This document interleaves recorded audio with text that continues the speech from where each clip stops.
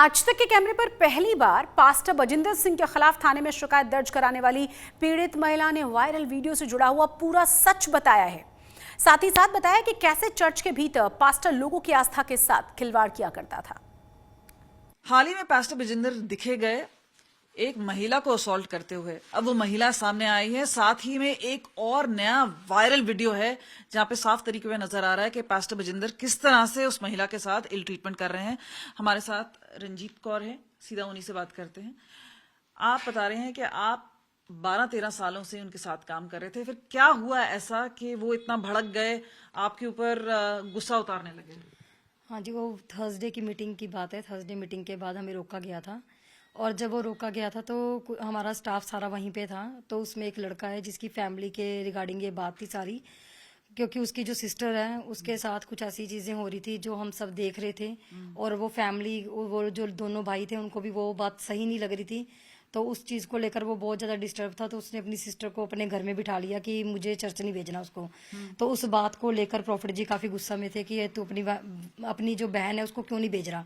तो जब उसको बोला गया तो उस चीज़ के लिए लेकर उन्होंने क्या किया, अपना फ़ोन उठाया, मोबाइल उठाया, वो उसके फेस पे फेंक दिया। और जब उन्होंने बिल्कुल उसके मुंह पे फेंका तो फिर मैंने खड़ी होकर बोला कि मैंने बैठी थी, मैंने बोला कि प्रॉफिट जी आप ऐसा ना करो, आपने जो बात करनी है आप मुंह से बात करो, प्लीज़ आप बच्चों के ऊपर हाथ ना उठाओ। और ये उनकी खुद की विश है कि वो सेवा करना चाहते, नहीं करना चाहते, कोई ज़बरदस्ती थोड़ा है। तो उन्होंने क्या किया, वहाँ पे बैठे थे, उन्होंने कॉपी उठाकर मेरे फेस के ऊपर फेंकी। और मेरी बेटी थी, मेरी 1.5 साल की बेटी मेरे गोद में थी और मुझे लगा कि उसके फेस पे बहुत जोर के हिट हुई है।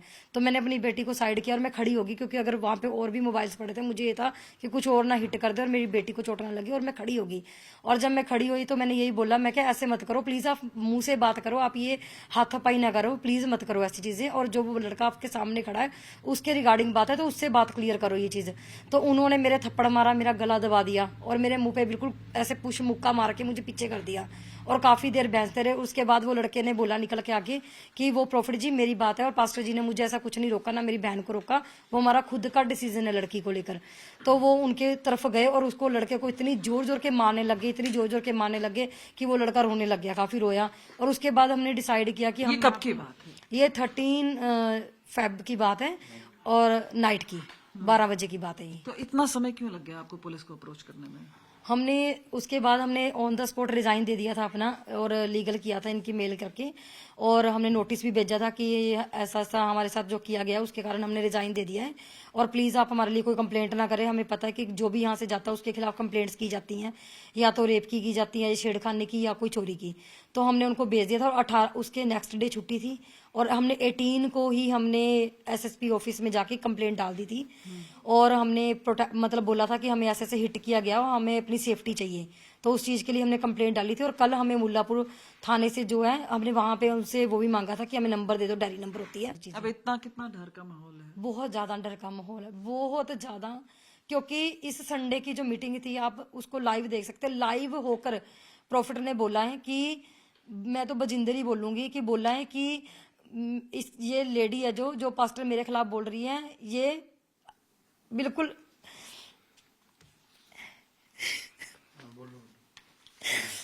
कि ये विधवा हो जाए, इसके बच्चे अनाथ हो जाएंगे। और ये डायरेक्ट मुझे धमकी दे रहा कि जो भी सुनेगा, क्योंकि अगर कोई भी मीडिया वाला भी, अगर कोई भी इसके खिलाफ कोई भी आवाज उठाएगा, ये धमकियां देता है, अपने लोगों को भेजता है, बार बार फोन किए जाते हैं। और अगर हम नहीं उनका फोन उठाएंगे तो लोगों को भेजेगा, डराएगा, धमकाएगा कि इसके पास से कोई जाए ना, इसकी बातें लीक ना हो। क्योंकि हम नहीं आना चाहते थे, क्योंकि जो भी लेडी होगी वो नहीं कर पाएगी, क्योंकि मेरी खुद की छोटी बेटी है, मैं नहीं इन चीज़ों में आना चाहती थी। पर मैं मजबूर होकर आज मीडिया के सामने आई। मैं वहाँ पे गई, पुलिस चौकी गई कि मुझे प्रोटेक्शन, सच में मेरा बच्चा घर जा रहा है और रियलिटी है, मुझे ये नहीं होगा अभी मेरा बेटा वापस आएगा। कुछ भी कर सकते हैं, कुछ भी,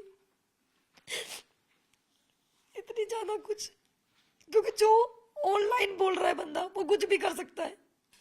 क्योंकि बोलने का मतलब क्या है कि इसका ये विधवा हो जाएगी, इसके बच्चे अनाथ हो जाएंगे। विक्टिम है, भावुक हो रही हैं, जाहिर सी बात है। एफआईआर की जो बात की जा रही है उस पे सबकी नजर रहेगी, खासतौर पे पंजाब पुलिस किस तरह की कार्रवाई करती है, क्योंकि इससे पहले भी देखा है कि केसेस तो हुए हैं लेकिन कार्रवाई किस तरह की हुई है। फिलहाल पास्टर बजिंदर की तरफ से, और आपको बता दें मिलियंस ऑफ फॉलोअर्स हैं उनकी तरफ से, और कई उनके अपने भक्त हैं जो उनकी पैरवाई भी करते हैं, लेकिन यहाँ पर जब विक्टिम सामने आई है, वीडियोस वायरल हुए हैं, तो एक सवालिया निशान अपने आप में खड़ा हो रहा है कि एक तो कार्रवाई क्यों नहीं हुई, और कार्रवाई अगर होगी तो किस तरह की होगी। कैमरा पर्सन गिरीश के साथ कमलजीत संधू, आज तक। पटियाला में कर्नल से मारपीट के मामले में पंजाब हरियाणा कोर्ट में अहम सुनवाई हुई है और ये सुनवाई पीड़ित पक्ष की तरफ से मामले की जांच सीबीआई से कराने वाली याचिका को लेकर थी। इस दौरान कोर्ट ने पंजाब सरकार के खिलाफ सख्त रुख अख्तियार करते हुए 2 दिन के भीतर का जवाब मांगा है कि सरकार बताए कि इस मामले की जांच सीबीआई से क्यों न कराई जाए।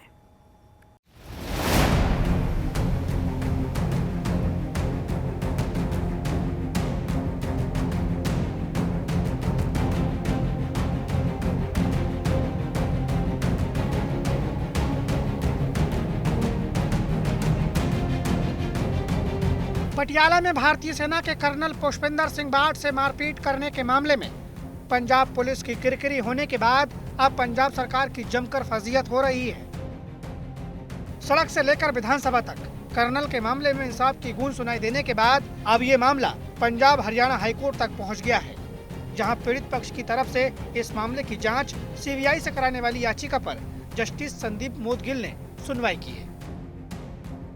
The matter is sub judice for now. Of course, as everyone knows, that we have filed a plea that we want a free and fair investigation. It may be done by any independent agency. So we have full faith in the court. The court has heard at length. So now the next date of hearing is 28th, right? अब इस मामले में अगली सुनवाई के लिए 28 मार्च की तारीख मुकर्रर की गई है। वहीं आज याचिका पर सुनवाई के दौरान हाईकोर्ट की तरफ से इस मामले में सख्त रुख दिखाया गया है। साथ ही इस मामले में राज्य सरकार और पंजाब सरकार को नोटिस जारी करते हुए 2 दिन के भीतर जवाब मांगा गया है। कोर्ट ने कहा कि इस मामले में पंजाब पुलिस के सीनियर अधिकारियों पर गंभीर आरोप लगे हैं। ऐसे में जांच को सीबीआई को सौंपने वाली याचिका को क्यों खारिज नहीं किया जाना चाहिए। कड़ा रुख पंजाब और हरियाणा हाईकोर्ट ने दिखाया। आपको बता दें कि यहाँ पर एक लंबी चौड़ी सुनवाई हुई और अब एक डायरेक्शन आया है पंजाब और हरियाणा हाईकोर्ट से कि इसमें एक पूरे मामले को लेके पंजाब सरकार एफिडेविट इसमें फाइल करे और इसमें जितने सारे अक्यूज हैं, चाहे जो वो दर्जन पुलिस वाले हैं, एसएसपी है, और उसके बाद अगर हम बात करें जो बाकी अक्यूज हैं, इन सबको इसमें रिस्पोंडेंट बनाया जाए और ख़ास तौर पे बात करें सीबीआई से भी जवाब मांगा गया है इस पूरे मामले पर। लेकिन ये जो प्ली है वो ये है कि सीबीआई इस मामले को इन्वेस्टिगेट करे, फ्री और फेयर बैनर में इन्वेस्टिगेशन होना चाहिए। इसमें जो हाई कोर्ट है उसने साफ तौर पे पूछा कि डिले क्यों हुआ है एफआईआर में और कौन वो अफसर है जिसने इस तरह की कोताही बरती है जिसकी वजह से डिले हुआ है, तो वो नाम करें। हाईकोर्ट ने कर्नल से मारपीट मामले में पंजाब सरकार से 2 अहम सवाल पूछे हैं। पहला सवाल, घायल पुलिस कर्मियों की मेडिकल रिपोर्ट क्या एफआईआर दर्ज करने वाले पुलिस अधिकारी को दी गई थी। दूसरा सवाल, घटना में शामिल पुलिस अधिकारियों का मेडिकल अल्कोहल टेस्ट क्यों नहीं किया गया, अगर किया गया था तो उसकी रिपोर्ट रिकॉर्ड में क्यों नहीं रखी गई। वहीं इस मामले में आज वेस्टर्न कमांड के चीफ स्टाफ मोहित वाधवा और पंजाब पुलिस के मुखिया कहे जाने वाले डीजीपी गौरव यादव की तरफ से एक संयुक्त प्रेस कॉन्फ्रेंस भी की गई, जिसमें इस मामले की जांच और एक्शन को लेकर जानकारी दी गई है। The matter was very strongly taken up with the highest echelons of the state administration and the Punjab police for prompt investigation and delivery of justice. The Punjab police, while regretting this incident, they have regretted the undesirable actions on part of their personnel. They have identified the policemen involved and issued their immediate suspension as well as transfer out of Patiala. Thereafter, an FIR based on the complaint launched by Colonel Pushpinder Singh Bath. The continuous contact between the army authorities and the civil administration has helped in speedy resolution of the matter and ensuring delivery of justice to the aggrieved army officer. An FIR in the matter on the statement of Colonel Pushpinder Singh Bath has been registered in Police Station Civil Lines Patiala on March 22nd. The statement of Colonel Bath names the police officials who assaulted him and also attributes the role to each of the police officials. A high-level special investigation team headed by Shri SPS Parmar, ADGP Law and Order, and including Shri Sandeep Malik, SSP Hoshiarpur, and Manpreet Singh, SP Mohali, has been constituted for conducting investigations in a fair and expeditious manner.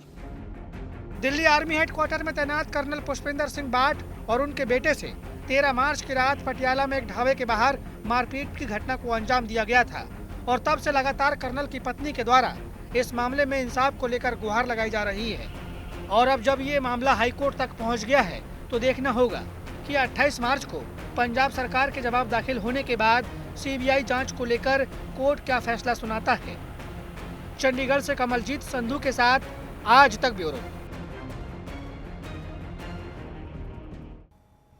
Budget सत्र के तीसरे दिन भी पंजाब विधानसभा में जमकर हंगामा हुआ। विपक्ष लगातार अलग अलग मुद्दों पर पंजाब सरकार को घेर रहा है और इसी बीच आपको ये भी बता दें कि साल 2025-26 के लिए वित्त मंत्री हरपाल चीमा कल विधानसभा में तीसरी बार बजट पेश करेंगे।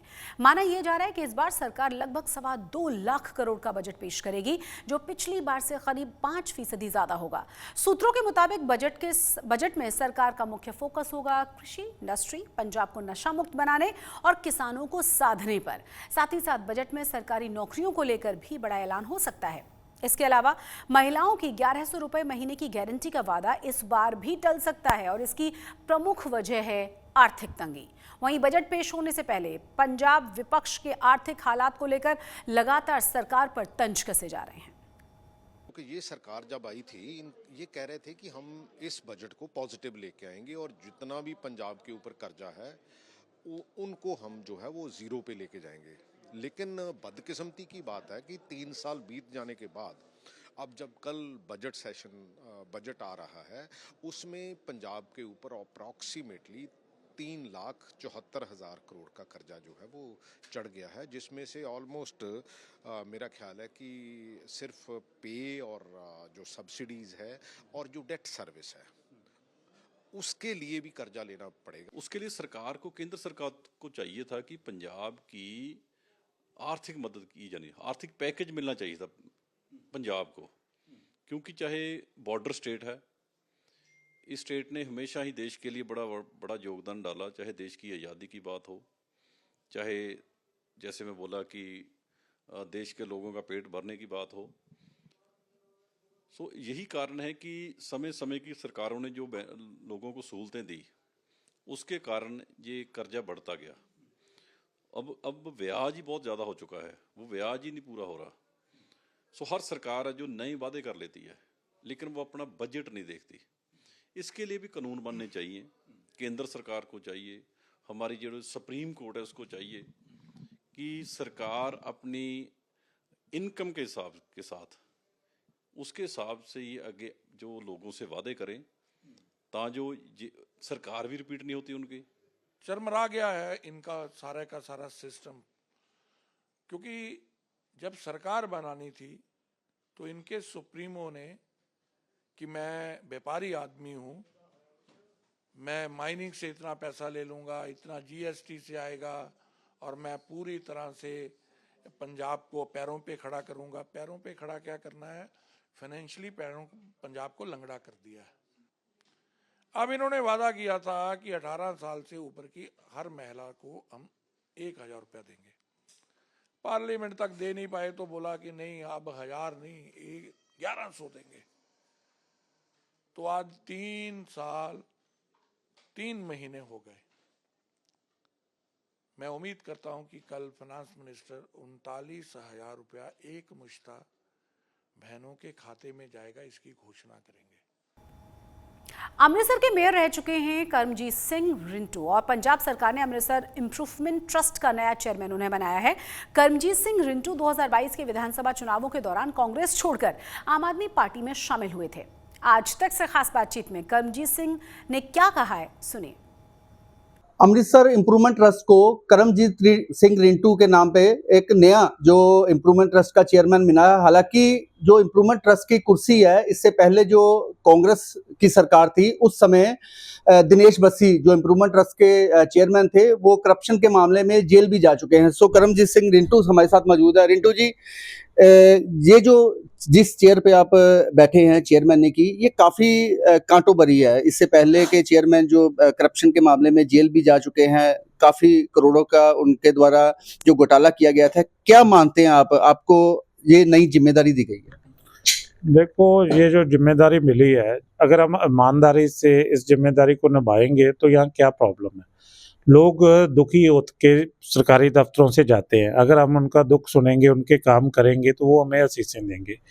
तो यहाँ ईमानदारी से लगन के साथ काम करेंगे और ये गुरु रामदास जी की बरसाई नगरी है, इसकी जितनी भी सेवा करेंगे उसका फल मिलेगा। सो मैं यही कह सकता हूँ कि मैं बिल्कुल श्रद्धा के साथ और एक अच्छी भावना लेके इस गुरु नगरी के लिए काम करूंगा और उसके अच्छे ही नतीजे आएंगे। चुनौतियां क्या-क्या रहेंगी? क्योंकि काफी डेवलपमेंट का भी मुद्दा है अमृतसर का, चुनौतियां क्या-क्या रहेगी? न कोई नहीं, चुनौती तो हर छोटे से छोटा काम आपने करना हो उसमें चुनौती होती है। मैं इनको चुनौतियां नहीं मानता, कोई भी हमें काम करना आता है और हम काम करेंगे और लोगों को उसका रिजल्ट देखने को जल्दी मिलेगा। अगर हम पिछली बात करें, आपका राजनीतिक कैरियर काफ़ी जो पुराना है। आप 2017 में कांग्रेस की तरफ से चुनाव भी अमृतसर से लड़ चुके हैं। हालांकि आप सिद्धू खेमे के बिल्कुल ऑपोजिट थे। सो जो हालात इस समय कांग्रेस के चल रहे हैं, क्या लगता है कि आम आदमी पार्टी में आना आपका अच्छा कदम था? देखिए, कोई पार्टी की बात नहीं होती। मैं कांग्रेस में कैप्टन अमरिंदर सिंह जी के साथ जुड़ा था और उनका एक सियासत में अपना कदबुत था और जिस तरीके से कांग्रेस ने उनको अपमानित करके पार्टी से, मैं बोलूँगा कि निकाला है, वो बहुत निंदनीय था और उनको भी इस बात का गुस्सा था। वो बीजेपी ज्वाइन कर गए, हमने बीजेपी ज्वाइन नहीं करनी थी क्योंकि मेरी विचारधारा कुछ और है। सो मुझे आम आदमी पार्टी की विचारधारा सूट करती है, आम आदमी पार्टी के लीडर मुझे अच्छे लगते हैं। तो बिल्कुल ये थे करमजीत सिंह रिंटू, इम्प्रूवमेंट ट्रस्ट के चेयरमैन, जिनका साफ तौर पर कहना है कि मनीष सिसोदिया अगर पंजाब में उनको नई जिम्मेदारी दी गई है तो आने वाले समय में पंजाब तरक्की करेगा और 2027 में दोबारा से आम आदमी पार्टी पंजाब में सरकार बनाएगी।